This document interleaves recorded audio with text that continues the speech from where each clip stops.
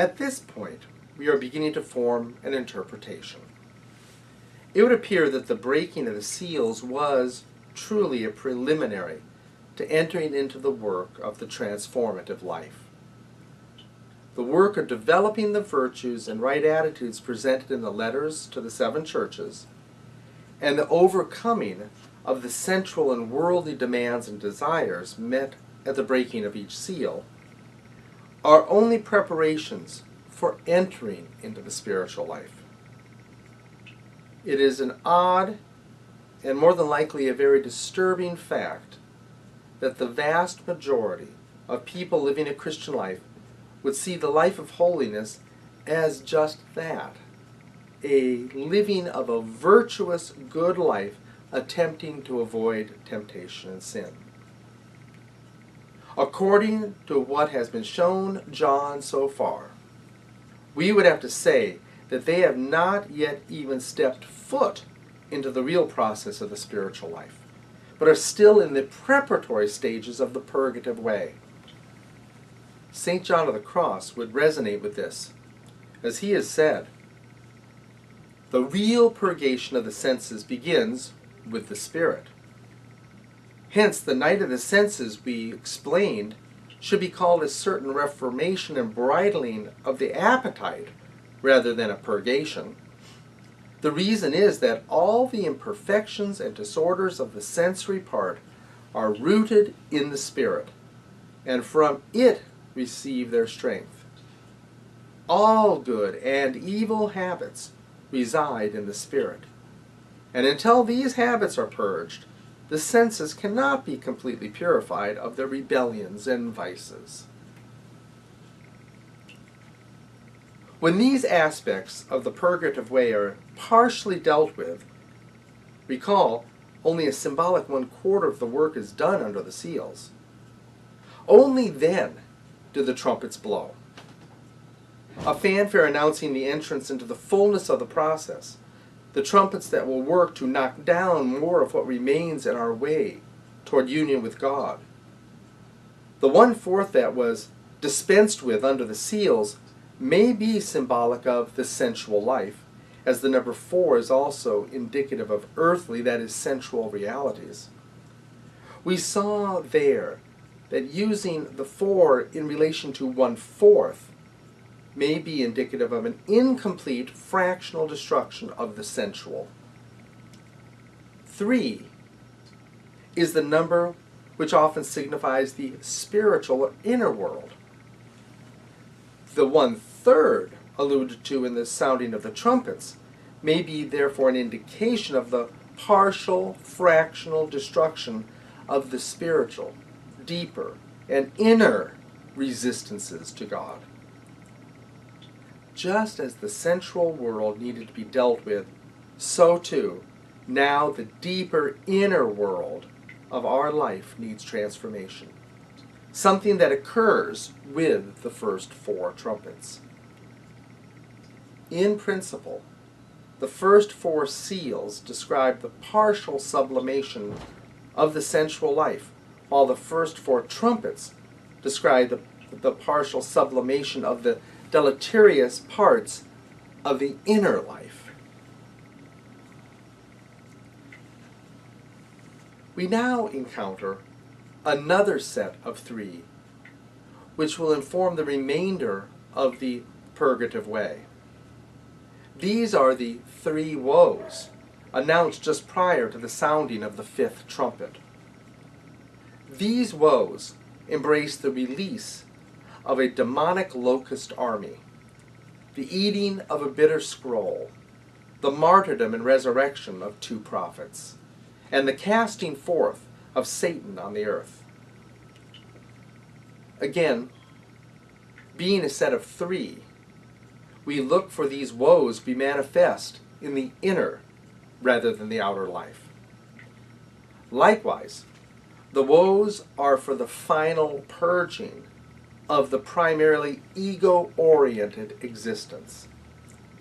It is the removal of the attitudes and impulses which continue the individual in St. Bernard's 2nd degree of development, the degree in which the person is still one more interested in his or her own skin than in truly knowing God. These woes address these attitudes so that the third degree may ascend, the degree where the person loves God for God's sake. John then relates that he heard an eagle crying with a loud voice as it flew directly overhead, "Woe, woe, woe to those who dwell on earth, at the blasts of the other trumpets that the three angels are about to blow." At this juncture, something that must be mentioned is that this process of purging is not a benign one. It is not one where the individual just can sit back in passive inactivity, watching the grace of God do its work. Each of the woes that now come will address aspects of the person's own self-centered life, a life that is still valued to a large degree. As the forces behind these woes encounter the psyche, powerful inner forces will be called forth, forces that prior to this would have overwhelmed and taken control of the ego, and so in many ways possessed the person, creating severe psychopathologies. These forces are still extremely potent, and their power to overwhelm and possess remains. The individual growing towards completion must actively continue in the life of inner work, of prayer and meditation, and of outer work, embracing the virtues and attitudes addressed in the letters to the churches. If this inner and outer work is in any way lessened or abandoned, what follows within these three woes will spell the demise of the individual, their possession, and even possibly death. With this in mind, we hear the blowing of the fifth trumpet. And the fifth angel blew his trumpet, and I saw a star fallen from heaven to earth, and he was given the key to the shaft of the bottomless pit. He opened the shaft of the bottomless pit, and from the shaft rose smoke like the smoke of a great furnace, and the sun and the air were darkened with the smoke from the shaft. Then from the smoke came locusts on the earth, and they were given power like the power of scorpions of the earth. They were told not to harm the grass of the earth or any green plant or any tree, but only those people who do not have the seal of God on their foreheads. They were allowed to torment them for 5 months, but not to kill them. And their torment was like the torment of a scorpion when it stings someone. And in those days people will seek death and will not find it. They will long to die, but death will flee from them. This fifth trumpet affords us the opportunity to take a closer look at another aspect of dream interpretation, the general mythological application to the understanding of dream symbols. This comes as we attempt to understand these demonic creatures from the bottomless pit. They are described as horses prepared for battle. On their heads were what looked like crowns of gold. Their faces were like human faces, their hair like women's hair, their teeth like lions' teeth. They had breastplates like breastplates of iron, and the noise of their wings was like the noise of many chariots with horses running into battle. They have tails and stings like scorpions, and their power to hurt people for 5 months is in their tails. They have a king over them, the angel of the bottomless pit. His name in Hebrew is Abaddon, and in Greek he is called Apollyon. We are presented with the following images to understand. These demonic, and they did come from the pit, locusts, are like horses prepared for battle, with crowns of gold, faces like human faces, hair like women's hair, teeth like a lion's teeth, breastplates of iron, having the noise of many chariots, and stings like scorpions. We begin then to ask questions, such as, what are horses prepared for battle like? Such horses are filled with an almost blind passion. They snort and hoof the earth in expectation, like today's racehorse anxiously attempting to break from the gate. They may represent unbridled passion. Next, we look at crowns of gold. These would represent someone or something that rules over others. They have faces like human faces, which would say that they have a natural or human tendency to them. Their hair is like women's hair. St. Paul, in his first letter to the Corinthians, remarks that a woman's hair is her glory. Any modern woman or hairdresser knows that the hair is just such, the glory, the beauty, even the seductive power of the woman over a man. Their teeth were like lions' teeth. That is, they grasp tenaciously and rip in order to devour their prey. They had breastplates of iron, impenetrable to attack. The noise of their wings was the noise of many chariots with horses rushing into battle, a cacophony that would overwhelm the senses. Finally, they have tails and stings like scorpions. The scorpion is commonly associated as a symbol and as an allusion to the goddess in the Near East, as well as in ancient Greece. The significant Egyptian goddesses, Isis, wife of Osiris, mother of Horus, whom the pharaoh was to have embodied, and Serket, guardian in the tomb of Tutankhamun, both are represented with the scorpion upon their heads.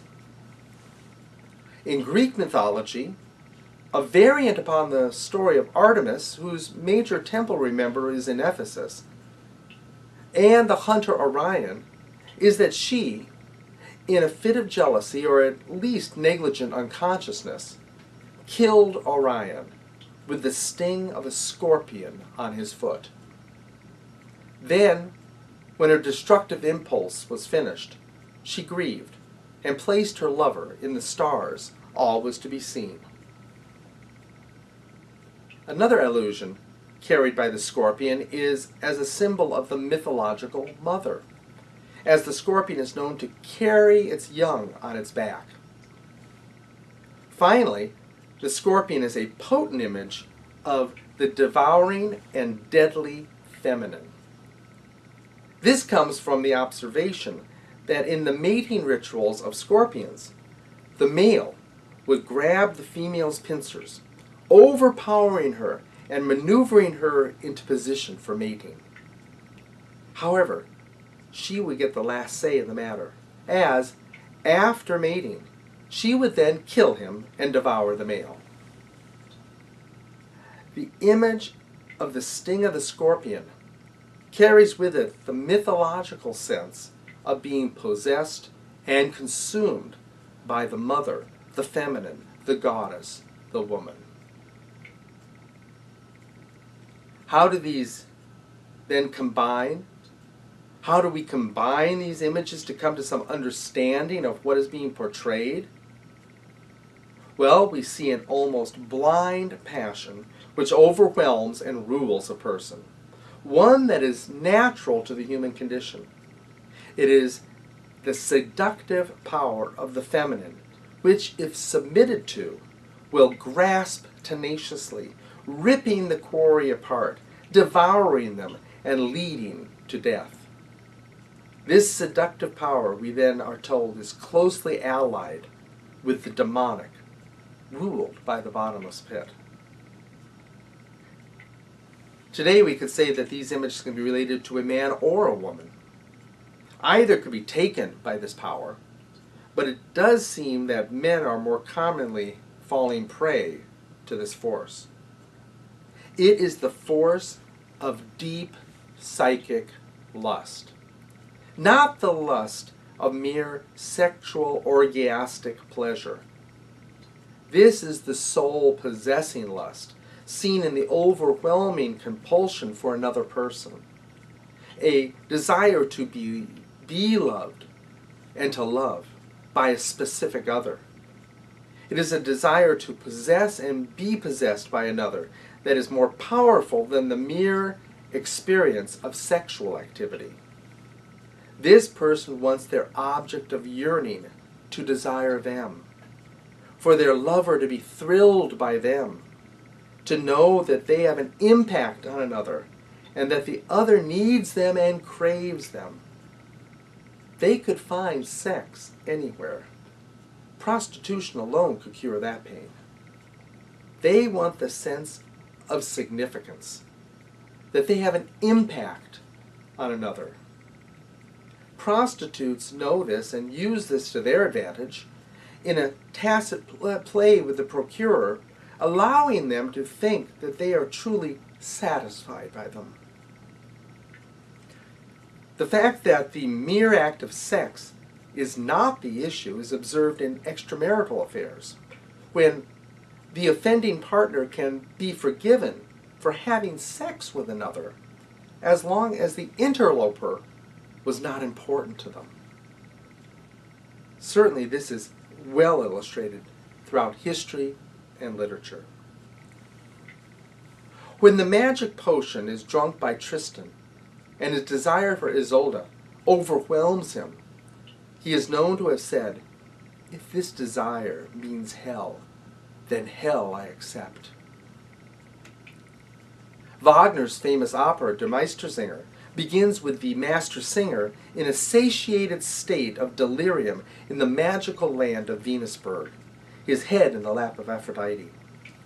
However, as he lounges in this state of fixation on the goddess of love, the world of everyday life is in a state of disarray and decay, in need of his return and his song.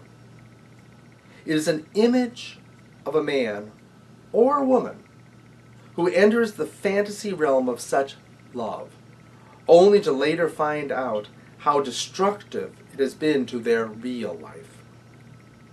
It is seen in almost every man or woman who allows their marriage and family to be destroyed because they have finally found true love, only to later see their lives in ruin. It is the sting of the scorpion. How often this is the real downfall of so many Christian leaders. Fewer have been destroyed by embezzlement than by this scorpion's sting. Why should this be? They have dealt with the sensual temptations and the worldly passions. They may otherwise have embraced the virtues. But the fifth trumpet has blown, and the pit of delusional, seductive love has opened. The siren has called, and they answered. The fifth trumpet illustrates that seeker who has overcome much in the sensual world is now then confronted with something much deeper, the desire to love and be loved. But in this case, it must be realized that such a desire and love for another is misplaced. The mystical marriage that they actually seek is with God. The human being that is so loved is merely a vehicle, a mere shadow again, of the real. The one marked by the angels should know this, and so not get caught up in this seeking of eternal love in the arms of one that will fail them, even if that failure is merely dying prior to them. True love will only be in the consummation of love in union with God. The person who has maintained a discriminating and disciplined inner life and outer life will move beyond the hold of this powerful energy and develop a more of an experience of the love of God for God's sake. Before proceeding further, with this part of the vision, an understanding of the multiplicity of the human psyche is necessary to be gained, without which what now will follow becomes rather confusing. The common conception is that we have a soul, which is a unity. It is manifest in such statements as me and I, as if these are singular entities. It surfaces in our perplexity, attempting to answer the question, who am I? This perplexity is due to our attempt to find a single answer to the question, which for most of us is an insurmountable problem. There is no one good answer. For I want to answer, I'm this, but then again, I'm also that, and so on. Unknowingly, we have just actually solved the problem. I am this, and I am that, and another that. The psyche is not a unity. Rather, it is a multiplicity. When we commonly conceive of a person with a multiple personality disorder, we envision an individual who fluctuates between various personalities, often of both genders and different ages.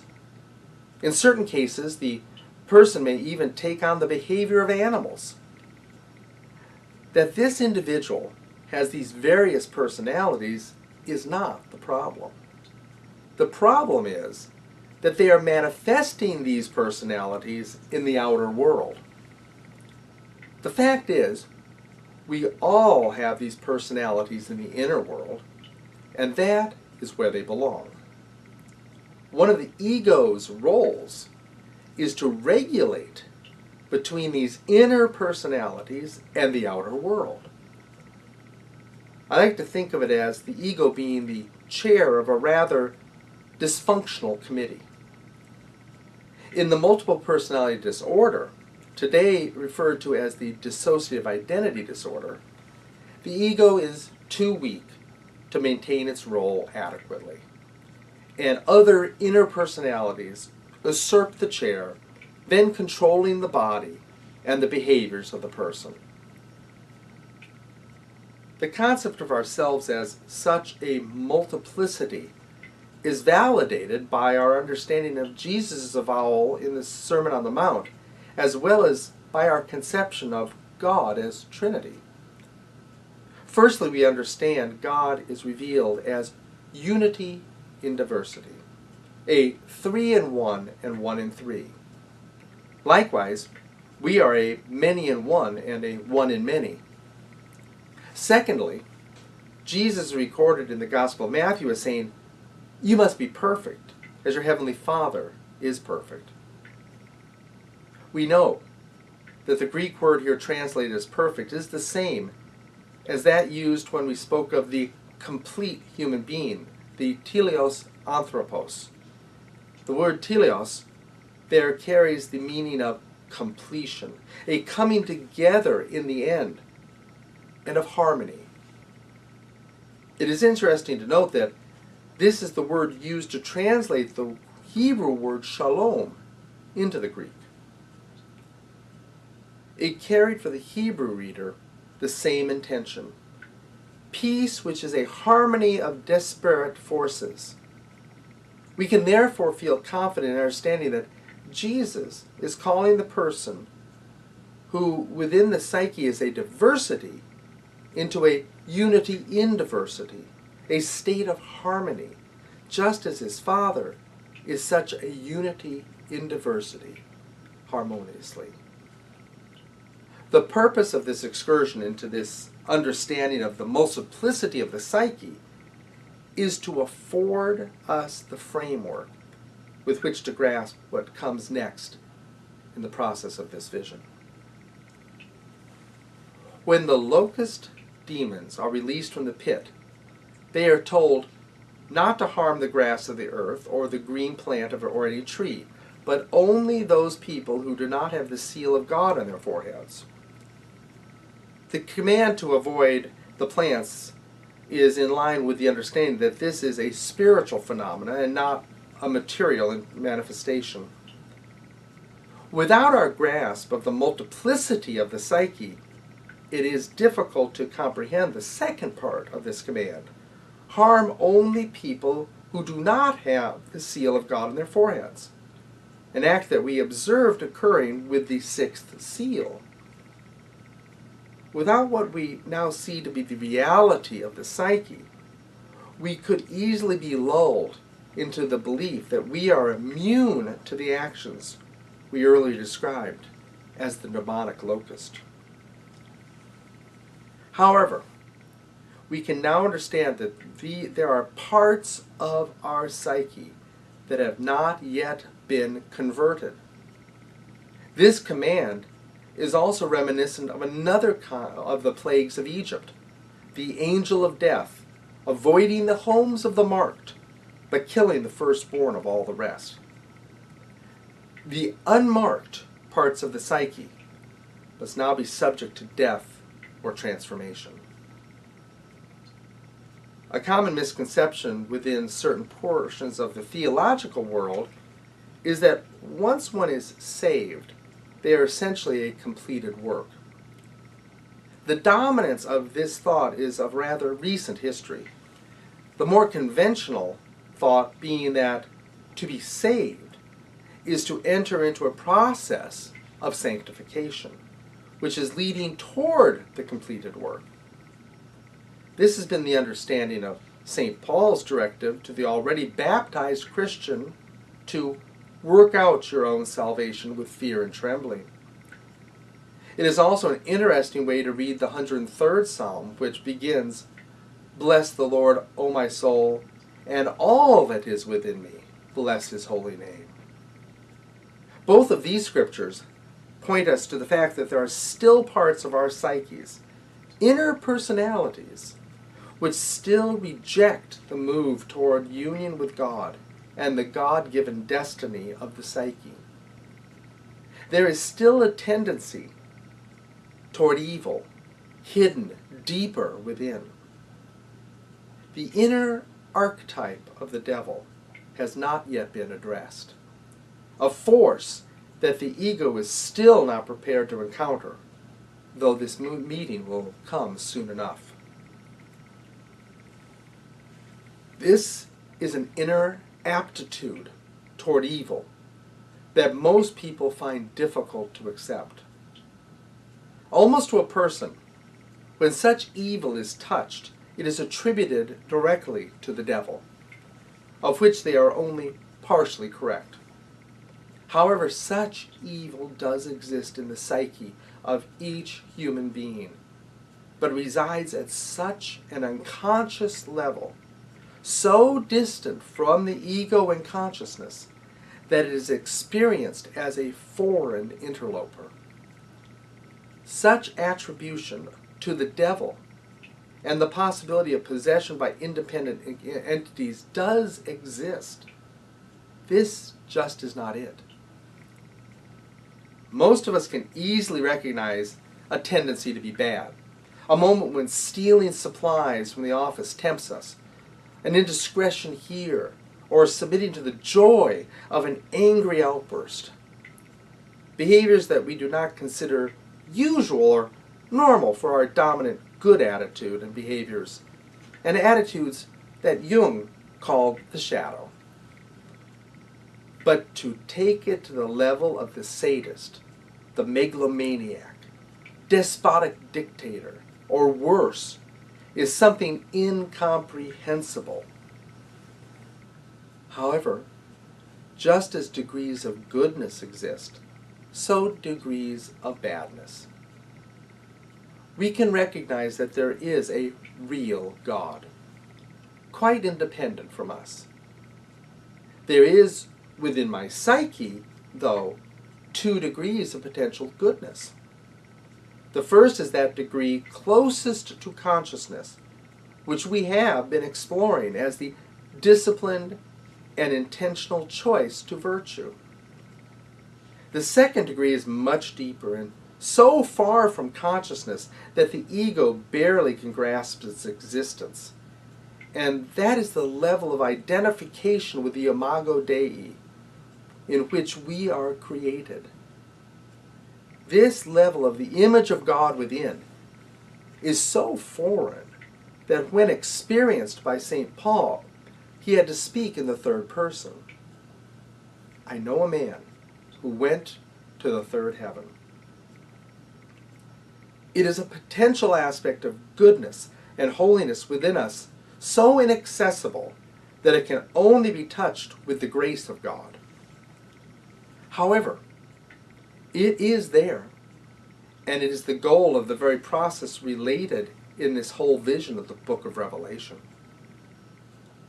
Complementing the levels of goodness within a person are similar levels of badness.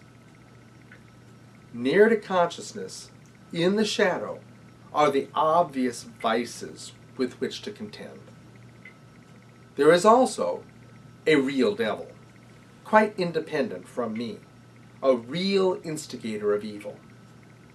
But between the shadow and the devil lies a part of the psyche we might call the Imago Diabolus, the archetype or form of the devil within. And associated with this archetype are various other deeply unconscious aspects of the psyche that dance with it in a very demonic manner. It is these recalcitrant, deep, inner parts that are now being addressed. This is a war with an inner darkness, a darkness that must now be brought to light and dispelled.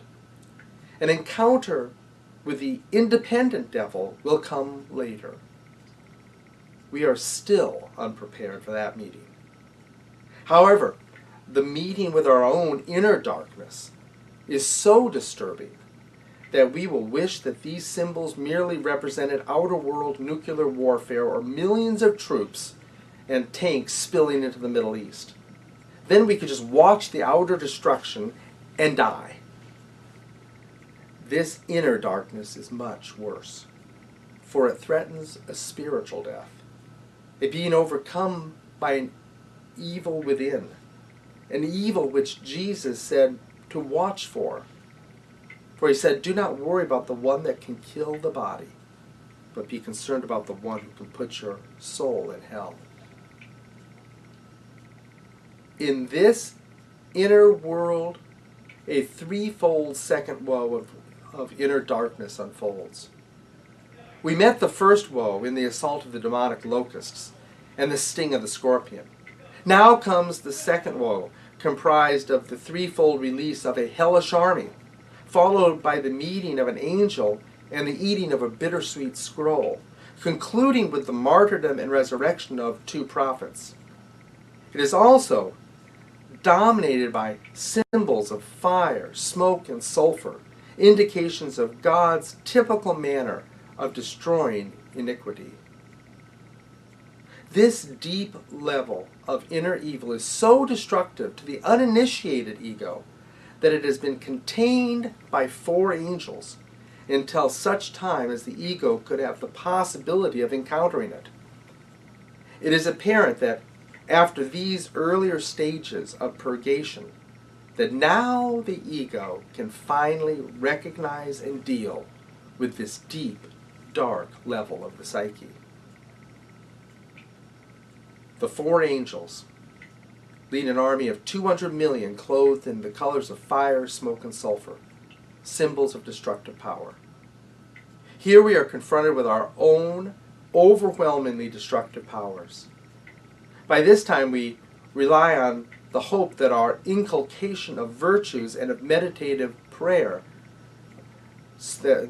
that is so seeking a fully lived Imago Dei, that we then might be able to survive this onslaught.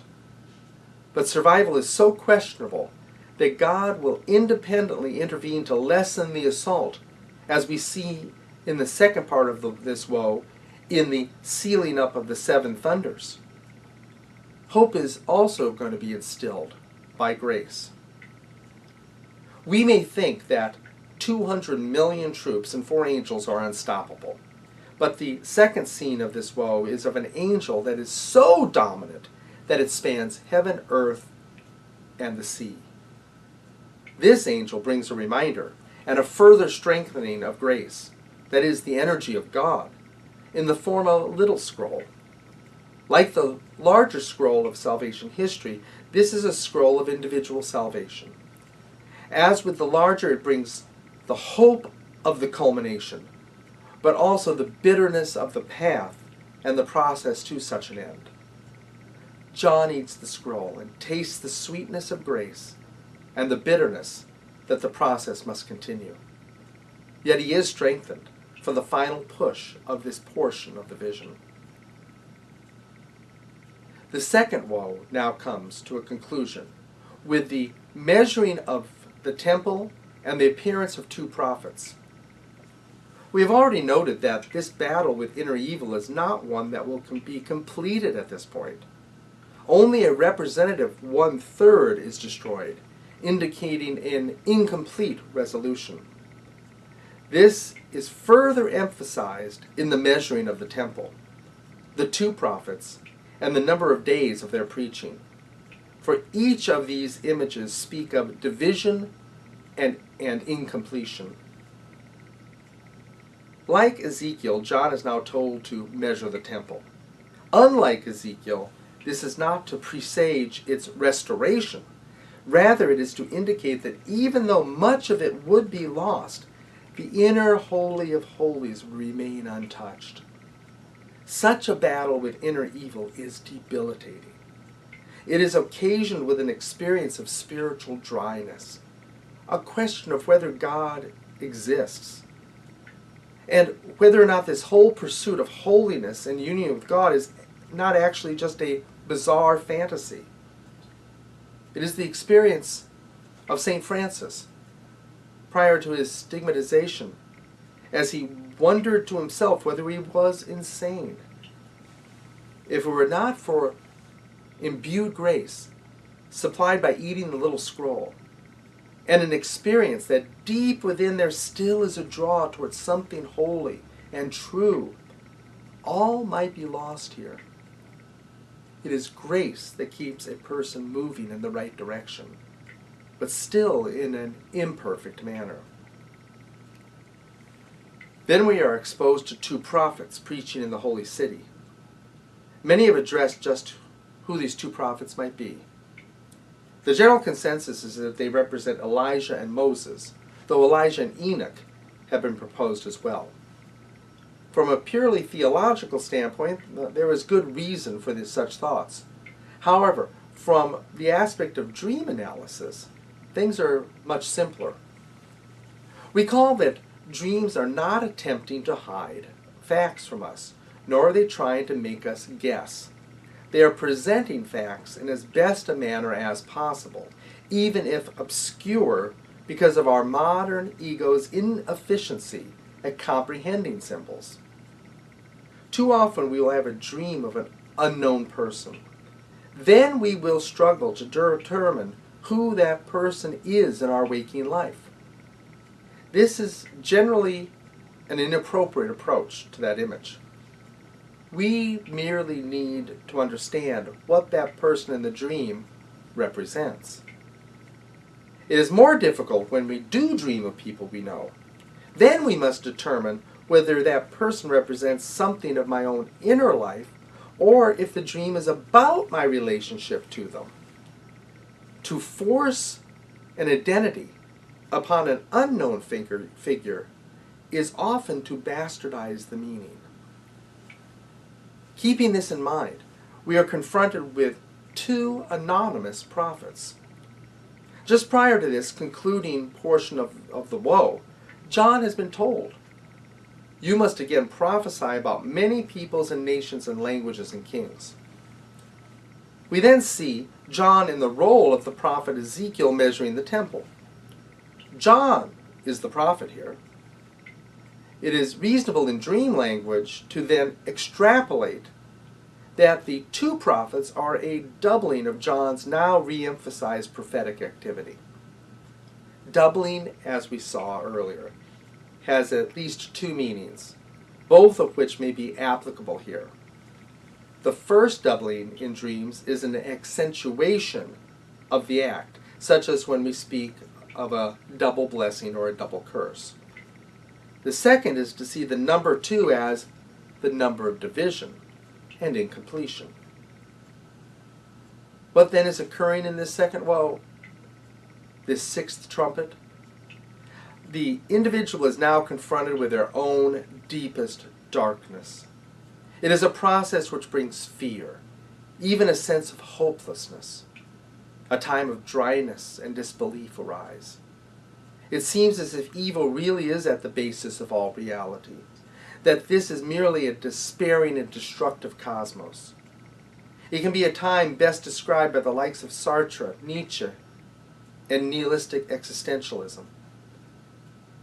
But if the seeker will only hold to what they have learned and experienced so far, if they will continue to look deep within to what St. John of the Cross experienced as love's urgent longings, they will be fed on hope and grace. They will have the power to stand against all of the inner and outer assaults of hopelessness and evil. If the person survives this process, then an influx of grace, of divine energy enters them, and it is as if they are resurrected. The forces of evil within are subjugated to the desire to move forward toward God. With this comes the resolution of the seals and trumpets, the resolution of the purgative way. The person has now moved deeper in the spiritual life, and now has begun to enter the illuminative way. With this comes a respite, a momentary Sabbath in heaven. The fight against the desire to be independent of God and to be in the world is now over. But the process is by no means done. The image of 2 prophets rather than 3, and the 3.5 years rather than 7, each indicative of incompletion, spoke to us that only a part of the process is now over. Now comes a part of the bitter taste of that little scroll. Now we face the third woe. We must meet the devil.